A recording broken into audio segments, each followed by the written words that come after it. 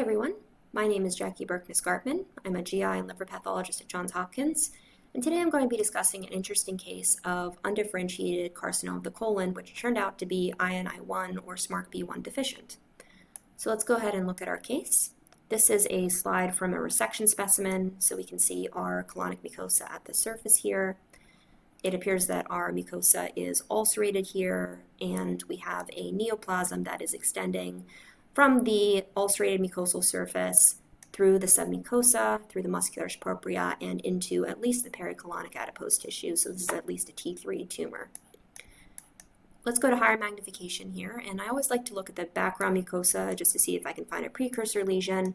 Here I see that there's some architectural distortion. I'm getting an erosion, which then turns into an ulcer. So since this tumor is completely ulcerating the surface, I don't see a good precursor lesion here. So I'm going to now go to the bulk of the tumor to see what the morphology looks like and see if I can further classify this. So it has a really interesting appearance at higher magnification. It has this somewhat rhabdoid appearance where we have this abundant pink cytoplasm. There is definitely quite a bit of pleomorphism here with our cells being different sizes, our nuclei being different shapes. Some cells have more than one nucleus. So overall, this morphology is a poorly differentiated malignant neoplasm. It doesn't really look specific for carcinoma, sarcoma, melanoma, or lymphoma lineage. So I would need to do some additional workup to figure out what exactly this is. So I ended up doing that. This did turn out to be positive for pancytokeratin. It was negative for melanocytic markers such as S100 and SOX10. I did work this up for rhabdomyosarcoma. It's negative for desmin and myogenin. And CD45 for a heme marker was also negative.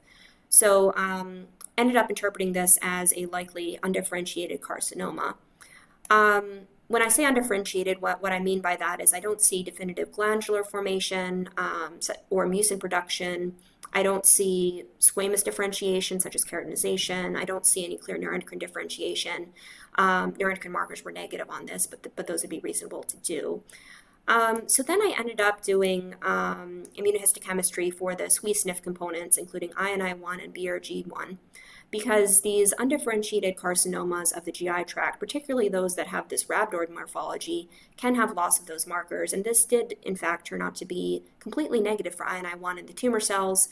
Unfortunately, I don't have that to show to you, but there is a very clear distinction between the lack of labeling of the tumor cells and the retained labeling in the background mucosa. So final diagnosis for this was an INI1 or SMARCB1 deficient undifferentiated carcinoma of the colon. So the significance of this diagnosis is that, unfortunately, these tend to behave very aggressively. We did notice some other aggressive features in terms of the depth of invasion. We also have some necrosis and other features like that. We have pleomorphism. So yes, behaves aggressively. One other thing is that these neoplasms can sometimes have loss of MMR proteins. In that case, that would be important to test because that could open up immunotherapy as a treatment option for a subset of these patients, but unfortunately many of these are MMR proficient, and overall a fairly poor prognosis for these. In terms of diagnosing these, a couple of tips. Sometimes these behave and will label for keratin. Sometimes they have very limited or no keratin expression, which makes it more difficult. So it is necessary to do a broad workup to make sure that I'm not missing a sarcoma, melanoma, or a hematologic neoplasm. But I do rely pretty heavily upon the INI1 or BRG1 loss in this particular context, particularly if I'm dealing with something undifferentiated or rhabdoid appearing in the luminal GI tract. So hopefully that was an interesting case for you in terms of my approach to this poorly differentiated malignant neoplasm. So one other thing to add to your repertoire for unusual colon neoplasms. Thank you for listening.